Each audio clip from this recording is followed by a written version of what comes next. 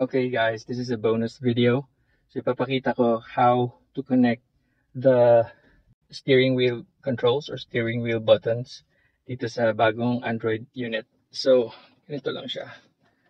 Alright, so dito sa likod na to, papakita ko sa inyo yung wiring diagram. But yung pin number 5 and I think pin number 8, yung key 1 tsaka key 2.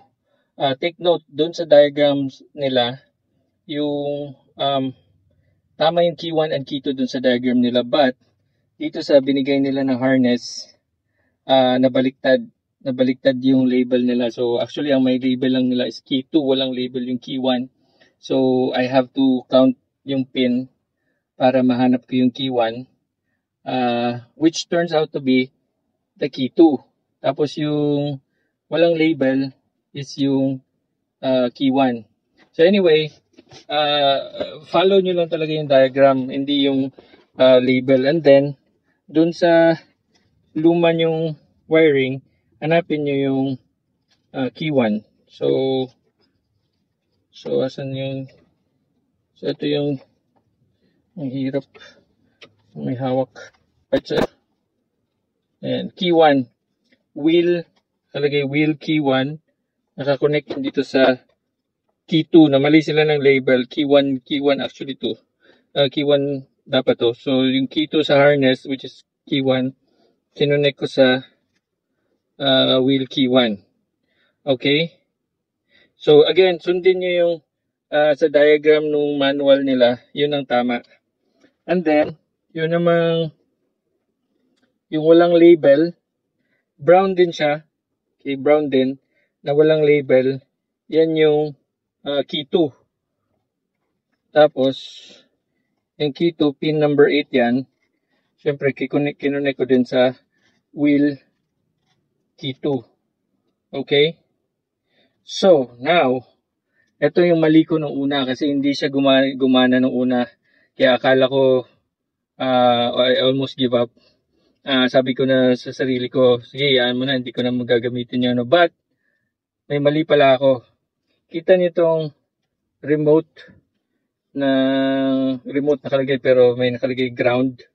So, ito yung importante. So, tatlo yan, galing to sa steering wheel to lahat. Tatlo lagi yan. Key 1, key 2, and ground. Ngayon, yung ground, nakalaylay lang yan. Akala ko hindi yan gagamitin. Importante pala yan. So, kinonect ko yung ground dito sa pwede nyo itap dito sa block. May block dito sa kabilang side. Basta yung malaking pinakamabang block dyan, pwede nyo itap dyan banda. Pero sabi ko, dito na lang ako mag-tap dito banda. Inanap ko yung block na yun dito. Tsaka kinonect ko siya. Sarap yun. Ito. Dito na lang ako nag-tap sa side na to. Pareho lang naman yan eh. Alright? So, nung kinonect ko na yan, yun lang. Okay na siya. Again, tatlo ang dapat mong itap from the original. Key 1, key 2, tsaka ground. And then, ayan na. So, testing natin. Okay, papakita ko lang sa inyo. Alright, so, ayan. Ayan, pinapress ko yung up. And then down. So, hindi ko na ito gagamitin. Pwede kayong gumamit dito. But, tingnan nyo. Hindi ko na yan pipindutin. Gumagana na yung dito. Okay. Up, down. Tapos, try natin yung ewan ko kung mayroong next. Ayan, radio. Next natin. Ayan. Again, hindi ko na pinipindut yung next yan ha. Ayan. Next. Back. Okay, so ito yun, next, back. Gumagana rin siya. Okay? Tapos try natin yung long press. Okay, gumagana din yung long press. So yung long press, pwede ring high press. So scanning yan, scanning. Instead na one press lang yung next, pwede mo rin yung scan, hold mo, long hold, or eto, back scan, long press din. Pero kung isa lang, pwede rin next station and next station. Pero long press, back, scanning. Ayan. Okay, tapos ito, mode, ginawa ko siyang pause play, and then ito answer call. Pero anyway, basta gumagana siya. How to configure dito lang. Clear all natin. Alright, so paano i-configure? Dito lang kayo sa car settings.